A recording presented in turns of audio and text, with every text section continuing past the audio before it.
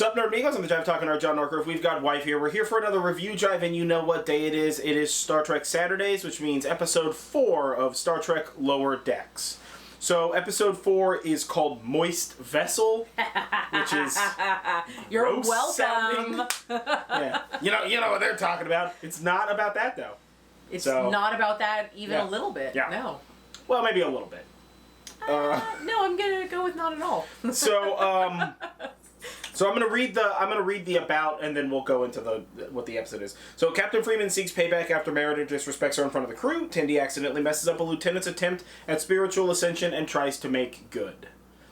Which is That's pretty much A plot, B for plot. what it is, So but yeah. So again, they split this episode along the they did the split amongst the ensigns.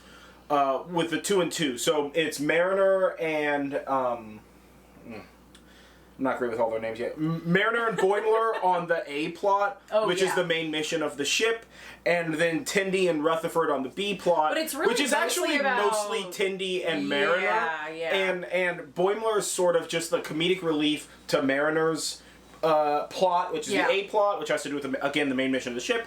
And Rutherford is more of like a bouncing off board, or like a friend that's listening to Tendi's. Like a palate cleanser, if you will. Yeah, to Tendi's B plot. So the A plot of the ship, or the A plot of the episode, and the mission of the ship, is that they discovered an ancient ship floating in space that was supposed to, it's full of a bunch of people in suspended animation.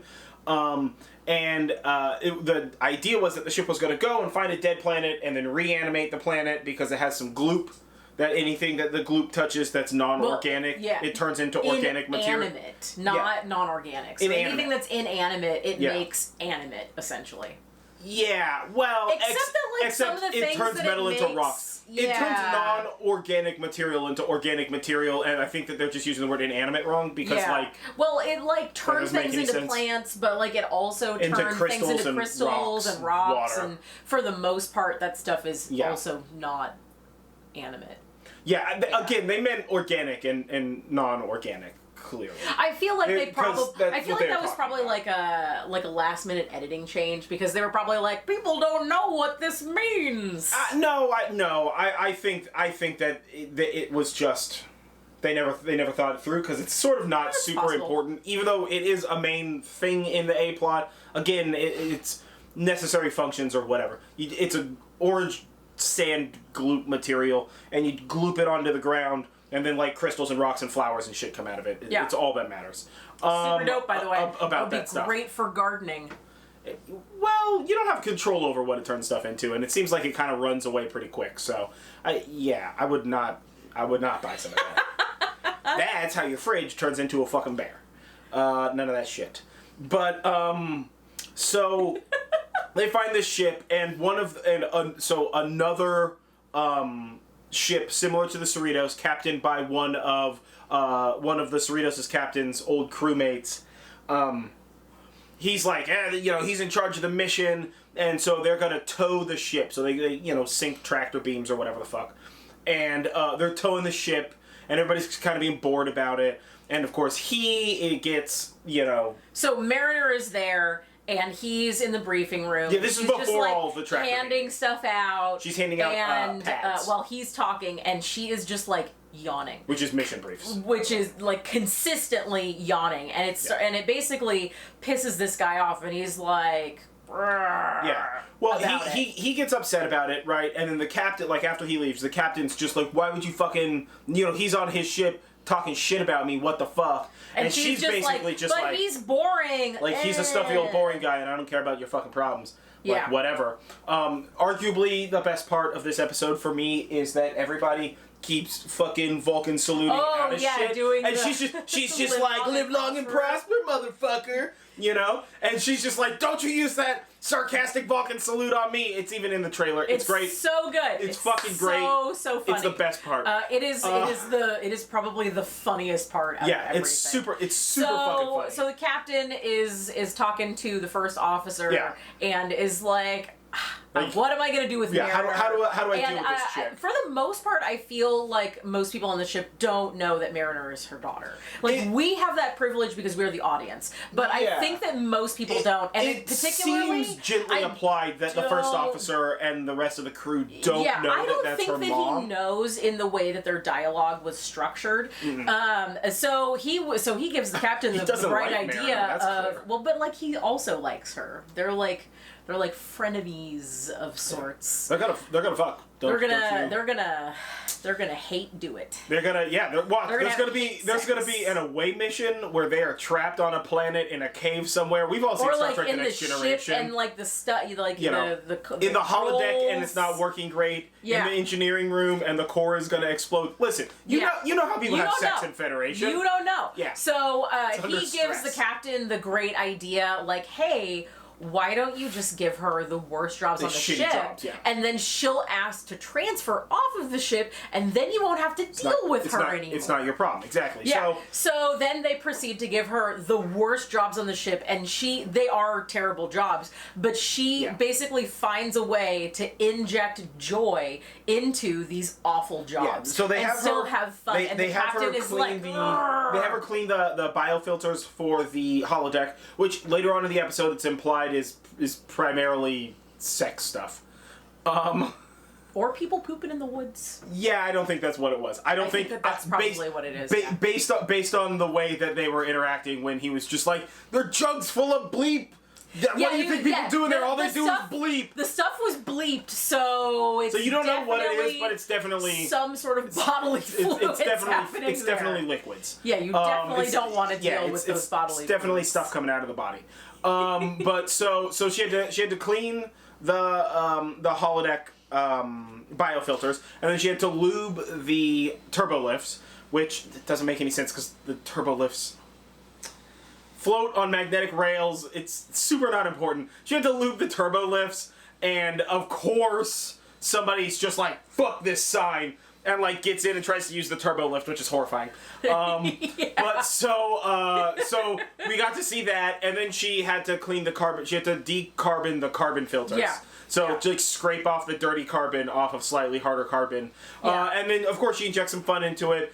And the first officer reports this back to the captain, and the captain's just like, what are we gonna do? The first officer is like, she's kind of having a good time, and the captain is like, how am I gonna do this? And then she gets like light bulb moment. So they call her to a conference room and give her a promotion, and then force her to sit in on all of the boring meetings that she hates doing.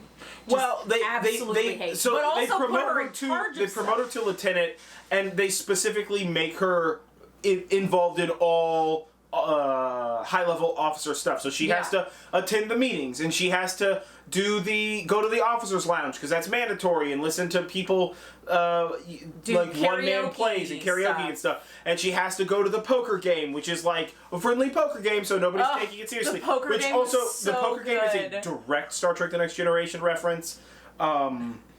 Obviously. Yeah. They didn't have any holodeck people, which I'm a little sad about, but maybe next time. Whatever, that's fine.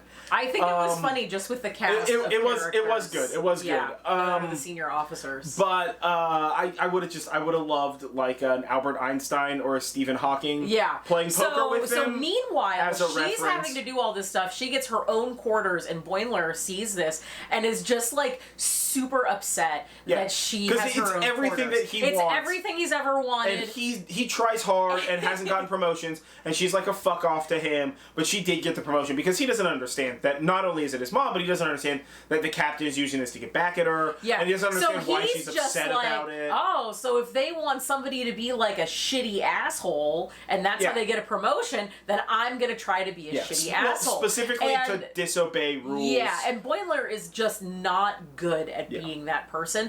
But throughout this whole episode, you get this thing about how Boimler is super interested in like like the upper crew echelon side of things. Like they have better replicators, which have better food. Well, yeah, so they he have talks better about like programs. food a lot. He's like, I'm gonna go clean the conference room where they have the good replicator, and I'm gonna have lobster ravioli. You know, yeah. It's just like these little things. It's so funny the way that he's like the comic relief to Mariner's side of things. Well, because Mariner's getting all these things and suffering, and he is like, he's basically just acting like a jealous nerd about it. Yeah. Right? But, you know, that's whatever. That's his character trope. And then the B plot that's happening is basically Tendi gets invited to an ascension and is super excited and ends up ruining the ascension because Tendies. And Tendi's got a Tendi. And so she ruins the ascension. And the guy is obviously pretty pissed about this, and so she, being legitimately and slightly insane person, is like, I'm gonna make this guy do it. So she starts with trying to help him, and then it turns into forcing to help him, and then it turns into something that's way more aggressive. So she's like. And she's following him around, like releasing trying butterflies to help him and ascend. chanting. And you find out that it's really that one, she feels bad about this, and you can tell that from the outset. But you find out later that she's really upset with the idea that someone might not like her. Yeah. And especially for this, where she's the one who made the mistake, right? Yeah. She's really trying to like get back in this guy's good graces, and he's just getting like increasingly pissed off at her. It's funny because he's trying to ascend and have like inner peace and whatever. Yeah. But she is just like really pissing him off. And when the goop gets into the ship, hold on. It's in order. In order. All right. So the captain of the other starship decides that he wants to be closer to the ship that they're towing because that means that he's more in charge of the progress, which is like kind of a weird dick move of him to do, but like kind of out of nowhere too. Yeah, I guess it's just because he was disrespected before. Yeah. By Mariner, but so he moves his ship closer, and then ends up breaking off a panel on the ship and sucking the goop out of the ship, which attacks his ship, and then of course the goop travels up the tractor beam to the Cerritos. And so the Cerritos starts getting attacked by it, whilst Mariner is being dressed by the captain and her mother. And so they end up having to like escape, whilst all these other people are having to escape. And it's a good action sequence of some people are getting flooded, and some people are dealing with rocks, and some people are dealing with like weird tentacle monster flower things, and like a whole bunch of other shit. So this is where you sort of... So we lose Rutherford and Boimler in this portion of the episode. We kind of don't see them again until the end. So now the pairings are Mariner and her mother, who's the captain, who their plan is to get to atmospheric controls to be able to release some sort of a gas that's going to neutralize the biomaterial that's being grown, and then flood the ship with radiation from the deflector shields, or from the deflector dish, I mean, to be able to like turn it all off or whatever the fuck. And so that's that. Again, so that's the continuation of the A plot. And then the story with Tendi and the lieutenant is that they get trapped behind some coral in the engineering room, and basically, like, as it's big, it's the standard, like, the water level's rising, we're gonna die kind of a thing. He admits to her that he only became this religious guy because, like, it's hard to stand out in Starfleet, so he wanted something special, so he became this guy who was like, he's gonna try to ascend, and he never thought he was gonna ascend, and the only reason why he even invited Tendi was that he expected her to screw it up somehow, and he could use that as an excuse for not being able to ascend this time, because, like, he's not really taking it as seriously as it seems like he is. He's primarily using it to like fluff up his resume, which let me tell you what I feel like is like a direct attack on this idea that like you gotta have a thing so you can stand out in your place of work. You gotta be like, this is the dog lady, or like, this is the cat lady, or like, this is the guy who does tennis all the time, or this is the chick who backpacks, or like, this is the dude that whatever. Yeah. Like, so there's the snowboard guy, or whatever the heck, So it really feels like that, like he is doesn't really care about the religion or any of the things. He's doing it just to, like, get ahead. Yeah, to have that be his edge, his thing. His thing, exactly. And so, of course, Tendy's just like, wow, like, I can't believe you shared that with me. Like, I guess we're both assholes. That means we're best friends now. Like, we should try to survive. So she finds there's these, like,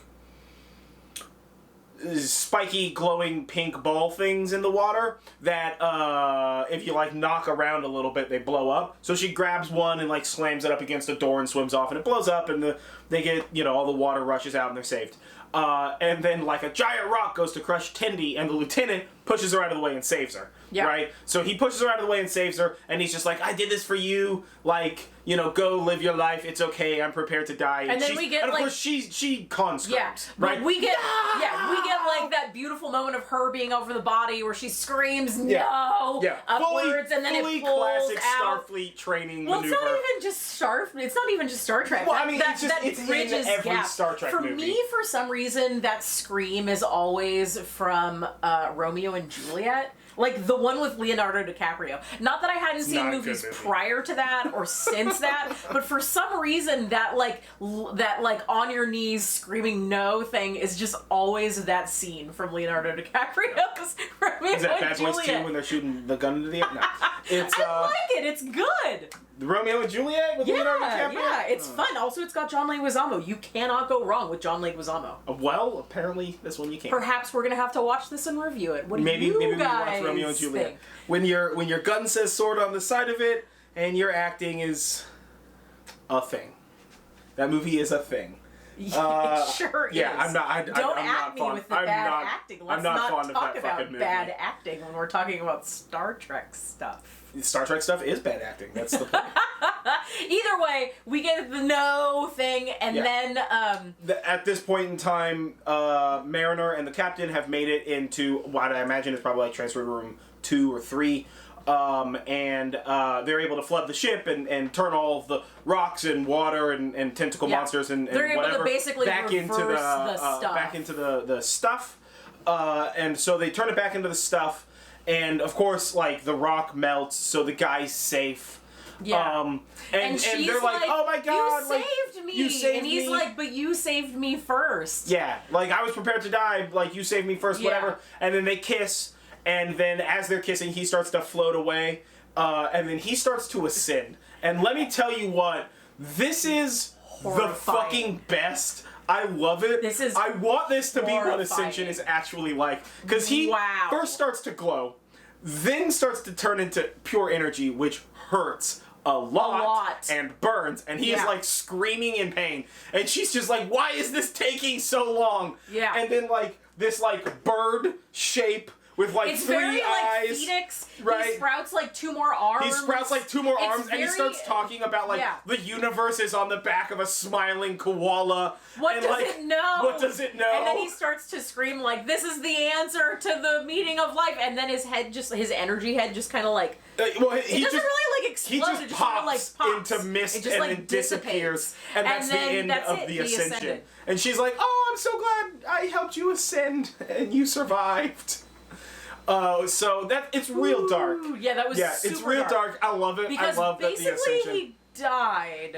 No, he's now everything. He's just, like, gently part of everything. Everything, yeah. It was a so not like a Q or a moment. Traveler. Yeah, you don't really want to ascend, like, Neon Phoenix style. I don't know. I'd be down. Seems like he learned the secret to the universe, so it's worth it. After that, we get a heartwarming moment with Mariner and the captain. No. Well, we've been having heartwarming moments. We've had heartwarming moments with Mariner and the captain for the whole thing, right? And so basically, as they're solving the problem, Mariner and the captain kind of have this, like, oh, like, you know, we can work together, whatever. The captain misunderstands this to mean that they're going to be a team. So cut to immediately the next scene after the Ascension is the captain's like, we're going to be a mommy-daughter team, we're going to be the best, and, like, some fucking admiral ass is like, shows up, and he is missaying the word censor. Well, first he gives them the medal, which is super cool. But then he's like, I gotta go because my sensors are picking something up. And the captain is just like, yes, that is important that you go and figure out whatever your sensors are doing. Yeah. And she keeps saying sensors. It's like she's clearly making fun of him. She's saying it in the same way that he's saying it. Yeah. Like, and she is clearly making fun of him, but she's doing it in like a very roundabout, like calm way. Yeah. And Mariner does not want to be a commanding officer. She doesn't want to have to deal with all that crap, right?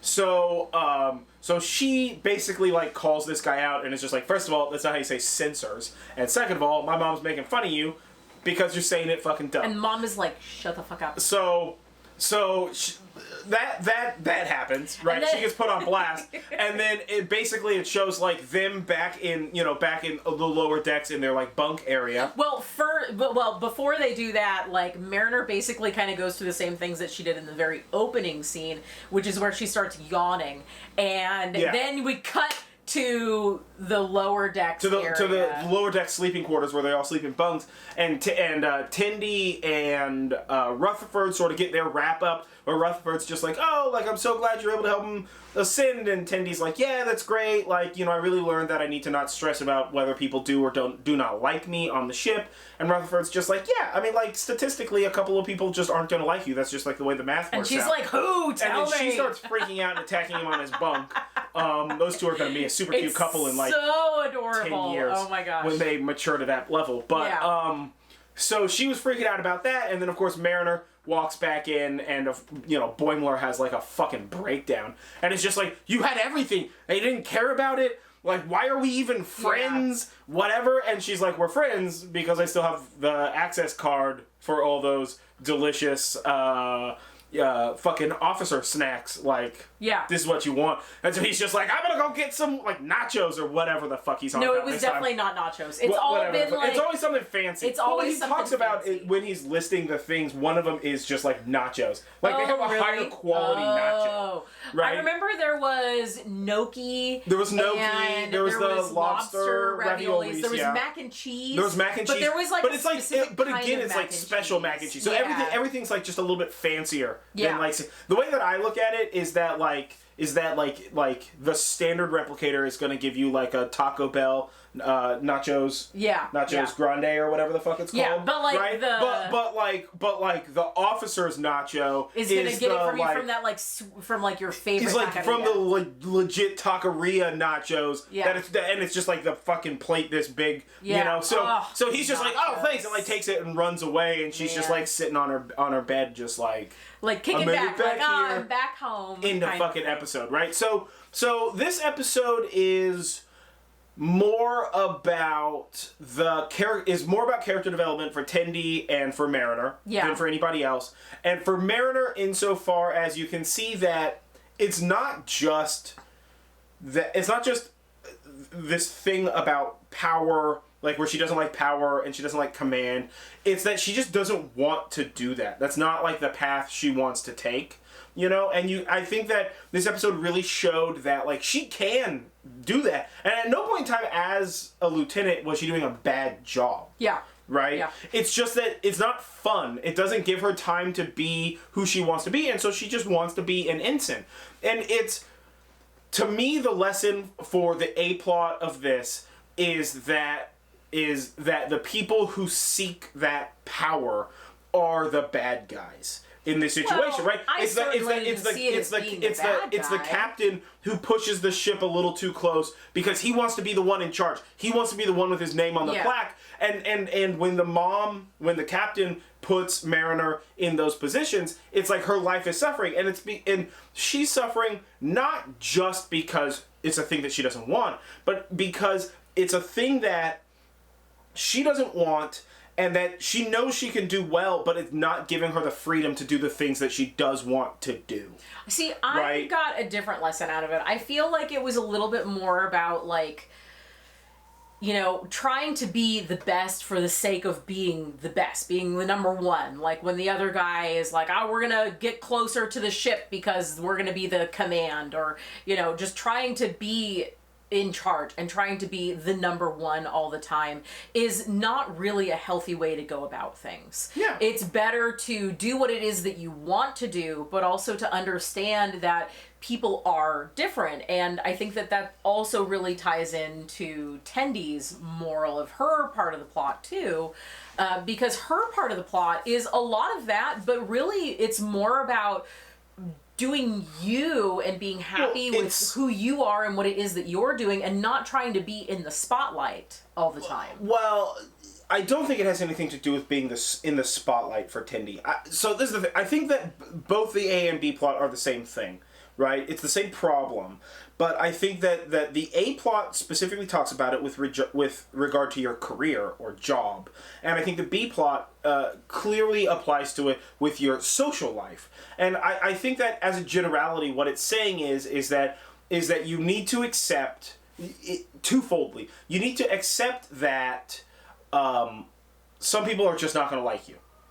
Sometimes you're not going to fit in. People aren't going to like you. You need to be okay with it. And I think that it's also saying that you don't need to be. We have this thing, right? And it's business culture in America, and it's social culture in America, where everybody wants to be number one. You want to be the best. I'm the best at throwing a football at my group of friends, or I'm the best at computers, or I'm the best at whatever. And how that seeking the bestness clearly puts you and the people around you in danger of your ego. And I think that's what this is about. This is about how you need to find the thing that makes you happy and not worry about what other people perceive of you. Right? Mariner doesn't want to be a command officer. Mariner's okay with being an ensign and having fun. And it's like, yeah, fine, okay. The officers don't like her that much, and Boimler doesn't understand her, but that's who she wants to be. She's happy there, right? And it's just the same, right? Tendy needs to learn that not everybody can be her friend, and that sometimes people are just not gonna like you, regardless of the fact that this worked out in the end for Tendy and for Mariner. Right? I think that both of the working out in the end came from them accepting the differences. Right? And I think that a lot of times we are taught, especially in our places of work, and in the way that schools structure themselves, and the way that TV shows portray school structuring, right? Where it's just like, you're on the football team and you're one of the cool kids, or you're a cheerleader and you're one of the cool kids, and like the computer nerds are those kids, and like those are the soccer kids, and those are the goth kids, and whatever. We're used to all of this absurd grouping where it's like, you can be a football star and still be good at math. Right? You can do you and don't worry about what other people think about you, because when you start worrying about what other people think about you, instead of making the decision that you should be making, you're making a decision based on other people's opinions of you. And those decisions have ramifications that you might not understand simply because you're blinded by your own ego. And I think that this episode really highlighted the egotistical nature of people, and that egotistical nature and that nature to be like the best that you can be, being forced into you, clearly leads people down poor paths, right? Like, some people just want to work at McDonald's every day, and they fucking love their job, and they're happy. And if you're a lawyer, you look down on those people when you have to get McDonald's because your kid wants to get some McDonald's or whatever the fuck, right? It's the comic that we've all seen, like, better go to college so you don't have to be a garbage person, like a person who's picking up garbage or whatever the fuck. But it's like, dude, that person who's working at McDonald's, that guy who works who works at the dumps or is picking up garbage, or the guy who's working in the field, mowing grass at the stadium or whatever, they may love that job. And if they love that job, you have no right to belittle that job or them for loving it. Just because you don't value that kind of work, or you don't value yourself in that place, has more to do with you than it does with them or that job, right? And I think that you see this in, like, Ninja Warrior. Did you ever watch that when it was on TV? No. There was a guy, a Japanese guy, who was like, he was just a gas station attendant. And he was like the proudest of, he's like, I'm the best gas station attendant ever. Like, I'm the best at this. And he fucking loved it. And it's that thing where it's like, just find what makes you happy and do that. Don't worry about what people think about you. Don't worry about what your job thinks about you, right? If your job has something that you don't like, then you shouldn't be there. You shouldn't be doing something that you don't like. And I think that the necessary ego nature of that is where this episode's morality play came in. And also, don't ascend that shit's gonna burn. Yeah. A lot. Or ascend. Listen, I don't know which. But what was your favorite part of the episode? What did you like? All right, we're back. Anywho, so what did you like about this episode? Who did you like in this episode? What's going on? What's your favorite part? It better be this. Nonsense. I don't know. My favorite part was really like watching all of the plants and organic matter take over everything. Organic matter. I really liked it. I thought that was a really fun. It was a fun. But a fun also scene. like all the stuff in it for those of you that play World of Warcraft was very like Maradon. So as soon as we're done here, I'm probably gonna go. Oh yeah, we're playing video games. Gonna go and play some Saturday World of Warcraft and then do some Maradon runs at an incredibly high level. Yeah. So play some video games, watch some Star Trek, get your life together. But either way, I've been John Norgrove. This has been Wife. Don't forget to like this video, comment below, share, subscribe, ring the bell, do the things that you're supposed to be doing. Tell us what you thought of this. Do you like Lower Decks? I love Lower Decks. These episodes are amazing. Each episode, I'm super into it. I know that there are some people who are not into it. They're wrong. It's okay to be wrong, but they are. So that's a thing that you guys have to deal with. Tell me what you think about it, or if you know somebody who doesn't like it, like why don't they like it? That would be super interesting. But this has been Star Trek Saturday. This was Review Jive. We watched Lower Decks episode 4, Moist Vessel. Moist Vessel. We'll catch you guys next time. Yeah.